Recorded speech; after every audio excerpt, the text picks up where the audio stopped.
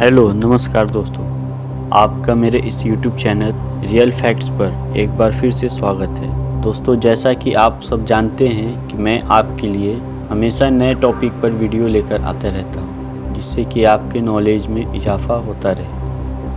तो दोस्तों, आज हम बात करने वाले हैं एक नए प्लेनेट के बारे में, जिसे यंगेस्ट प्लेनेट भी बोला जाता है। तो दोस्तों, देर ना करते हुए आइए स्टार्ट करते हैं। सबसे पहले हम इसकी डिस्कवरी के बारे में जानते हैं।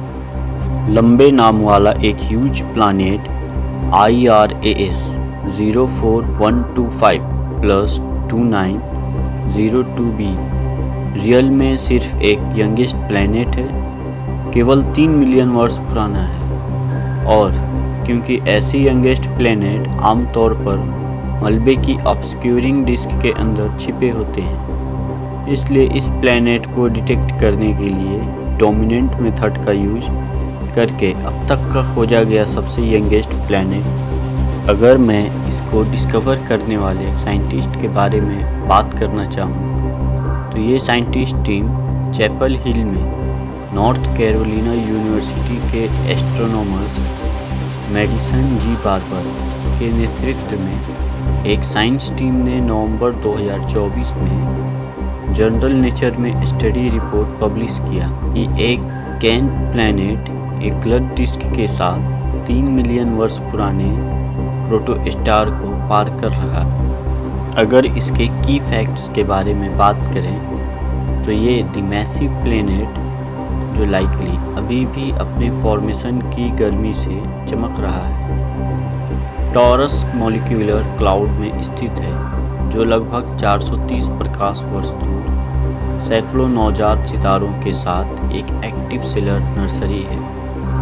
बादल की सापेक्ष निकटता इसे एस्ट्रोनॉमर्स के लिए एक प्राइम टारगेट बनाती है, लेकिन जबकि बादल युवा सितारों के फॉर्मेशन और इवोल्यूशन में डीप क्लोजनेस प्रदान करता है, उनके प्लैनेट आमतौर पर TESS ट्रांजिटिंग एक्सप्लोनेट सर्वे सैटेलाइट जैसे दूरबीनों के लिए एक बंद किताब होते हैं। ये दूरबीनें ट्रांजिट मेथड पर डिपेंड करती है। जब कोई ग्रह अपने होस्ट स्टार के फेस को पार करता है तो तारों की रोशनी में थोड़ी सी गिरावट को देखते हैं, लेकिन ट्रांजिट मेथड के काम करने के लिए ऐसी प्लैनेटरी सिस्टम को पृथ्वी के वेंटेज पॉइंट्स से किनारे पर होना चाहिए। बहुत यंग स्टार सिस्टम्स मलबे की डिस्क से घिरी हालांकि किसी भी संभावित पोटेंशियली ट्रांजिटिंग प्लैनेट्स के हमारे व्यूज को ब्लॉक करती है। एक रिसर्च टीम ने हाल ही में एक एक्स्ट्रा ऑर्डिनरी लक की इंफॉर्मेशन दी है। किसी तरह इस new born planet IRAS 04125+2902b के चारों ओर बाहरी मलबे की डिस्क तेजी से रैप्ट हो गई है, जिससे यंगेस्ट प्लैनेट की दुनिया TESS टेस्ट द्वारा एक्सटेंसिव ट्रांजिट ऑब्जर्वेशन के लिए एक्सपोज्ड हो गई।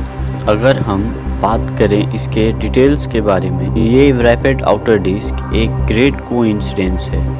This is a great mystery. Possible explanation में प्लैनेट्स का सेल्फ माइग्रेशन, तारे के करीब जाना और इस प्रोसेस में आउटर डिस्क के डाइवर्जिंग ओरिएंटेशन से अलग होना शामिल है, ताकि पृथ्वी से प्लैनेट की ऑर्बिट पर हो, तारे के चेहरे को पार कर जाए, लेकिन आउटर डिस्क हमारे सामने लगभग आमने सामने रहे। इस विचार के साथ एक समस्या किसी प्लैनेट को उसकी पेरेंट डिस्क के साथ अलाइनमेंट से इतना दूर ले जाने के लिए संभवतः इस प्रोसेस में एक बहुत बड़ी वस्तु की आवश्यकता होगी। अभी तक किसी का पता नहीं चला है। सिस्टम के सूर्य के पास एक दूर का स्टेलर कंपेनियन है, जो आउटर डिस्क के मुड़ने का संभावित कल्प्रिट रैपिंग कारण भी है। हालांकि साथ ही तारे की ऑर्बिट का एंगल प्लैनेट और उसके पेरेंट स्टार के एंगल से मेल खाता है। स्टार्स और प्लैनेट कम से कम रेजिस्टेंस के ग्रेविटेशनल पाथ को अपनाते हैं, इसलिए ऐसी व्यवस्था को डिस्क सिस्टम के बाकी हिस्सों के साथ एक करीबी अलाइनमेंट में धकेलना चाहिए, ना कि एक रेडिकल डिपार्चर में। स्टडी ऑथर्स का कहना है कि टूटी हुई आउटर डिस्क पाने का एक और तरीका एक साथी तारे को शामिल नहीं करेगा। टॉरस मॉलिक्यूलर क्लाउड जैसी स्टेलर नर्सरीज घनी रूप से भरी हुई व्यस्त जगह हो सकती है। कंप्यूटर सिमुलेशन दिखाते हैं कि आसपास के तारा निर्माण क्षेत्र से गिरने वाली मटेरियल्स की बारिश डिस्क रैपिंग होने का कारण हो सकती है। ना तो सिमुलेशन और ना ही ऑब्जर्वेशन ने अब तक इस सवाल का समाधान किया है कि क्या ऐसे क्षेत्रों में रैपिड या टूटी हुई डिस्क कॉमन और रेयर हो सकती हैं। अगर इसके कुछ इंटरेस्टिंग फैक्ट्स के बारे में बात करना चाहें तो ये प्लैनेट्स को देखने के दूसरे तरीके के साथ TESS के ट्रांजिट मेजरमेंट को मिलाने से प्लैनेट के बारे में अधिक जानकारी मिलती है।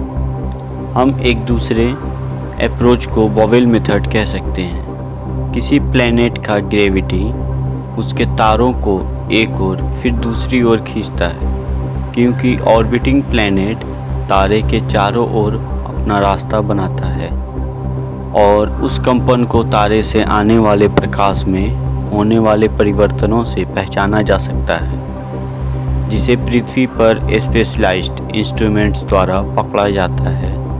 इस ग्रह के ऐसे रेडियल वेलोसिटी मापों से पता चलता है कि इसका मास और हेफ्ट हमारे अपने जुपिटर के अप्रॉक्स 1/3 से अधिक नहीं है, लेकिन ट्रांजिट डेटा से पता चलता है कि प्लैनेट का डायमीटर लगभग समान है।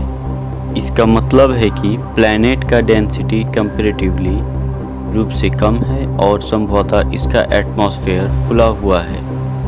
इसलिए यह प्लैनेट संभवतः जुपिटर की तरह गैस का गैंट प्लैनेट नहीं है। इसके बजाय यह एक ऐसा प्लैनेट हो सकता है जिसका एटमॉस्फेयर समय के साथ सिकुड़ जाएगा। जब यह फाइनली सेटल डाउन हो जाएगा तो यह एक गैसीय मिनी नेपच्यून या यहाँ तक कि एक चट्टानी सुपर अर्थ बन सकता है। ये हमारी गैलेक्सी में 2 सबसे कॉमन टाइप प्लैनेट हैं, डिस्पाइट द फैक्ट्स कि हमारे सोलर सिस्टम में इनमें से कोई भी प्रकार नहीं पाया जा सकता है। तो दोस्तों, आपको मेरा ये वीडियो कैसा लगा मुझे कमेंट करके ज़रूर बताएं और आप मेरे इस YouTube चैनल को लाइक और सब्सक्राइब करें और अपने दोस्तों के साथ इसे शेयर ज़रूर करें, जिससे कि उन्हें भी ऐसी नॉलेजेबल पोस्ट मिलती रहे। जय हिंद, जय भारत।